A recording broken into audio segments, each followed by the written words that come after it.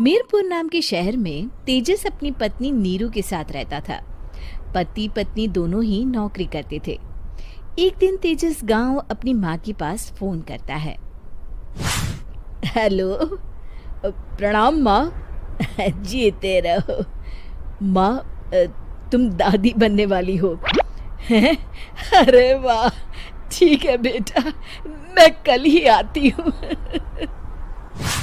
जब माँ जी शहर पहुंची तो बेटे बहू ने बहुत अच्छे से स्वागत किया। लीजिए माँ जी, चाय। अरे गर्मा गर्म पकोड़े ले आओ माँ के लिए। नीरू रसोई में गई और 2 मिनट में ही पकोड़े ले आई। जी ये लीजिए। बहू जादू से बनाए हैं क्या? अभी तो रसोई में गई थी। यम्मी। माँ जी, शीला रसोई में पकोड़े तल रही है, मैं बस लेकर आई। हे भगवान, मेरा धर्म भ्रष्ट कर दिया तूने। अब तो गंगा जल से शुद्धिकरण करना होगा। दूसरे दिन, माँ जी मैंने नाश्ता बना दिया है, ऑफिस जा रही हूँ। पर अभी तो घर का सारा काम पड़ा है। शीला आती ही होगी, झाड़ू पोछा बर्तन कपड़े वो सब कर लेगी। हमारे जमाने में घर का सारा काम हम ही करते थे। जी माँ जी, आप बहुत होशियार हैं, मैं घर ऑफिस दोनों नहीं संभाल पाती। तो जरूरत क्या है घर से बाहर जाकर चाकरी करने की? वैसे भी घर का काम खुद करने से घर में बरकत आती है, समझी? पर माँ जी। पर वर कुछ नहीं, इस महीने की पगार मिले फिर ऑफिस बंद है। हाँ। रात को नीरू तेजस से कहती है, सुनिए जी, माँ जी बोल रही थी कि मैं नौकरी छोड़ दूं। वैसे ठीक ही तो है, अभी तुम्हें आराम की जरूरत है। फिर भी आराम कहाँ, शीला को छुड़ाने के लिए बोल रही थी। तो अब 24 घंटे में इतना काम तो कर ही सकती हो। पर जॉब पसंद है मुझे, घर पर मन नहीं लगेगा। अगले दिन जब दोनों ऑफिस के लिए निकल रहे थे, मेरी तो कोई कीमत ही नहीं है इस घर में। माँ जी, आजकल महंगाई बहुत है, रहन सहन भी बदल गया है, दोनों नौकरी करते हैं तभी ठीक रहता है। अच्छा, तू कहना क्या चाहती है? मेरा बेटा तुझे बिठा के खिला नहीं सकता? तू ही इस घर का खर्च चला रही है, हैं? नहीं माँ जी, मेरा वो मतलब नहीं था। मतलब खूब समझती हूँ, ये बाल धूप में सफेद नहीं किए मैंने। हाँ। अब तो ये रोज का काम हो गया था। तेजस भी रोज की झिकझिक से परेशान हो गया था।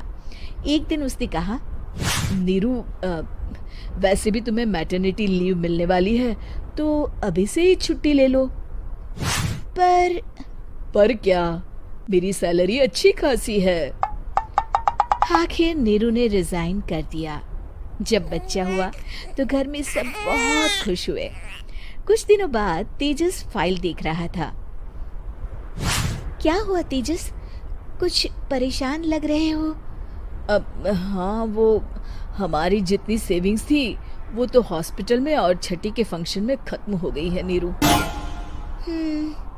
और अभी वैसे मंदी चल रही है तो मैं बोल रही थी कल मुन्ना को हेपेटाइटिस का टीका लगवाना है।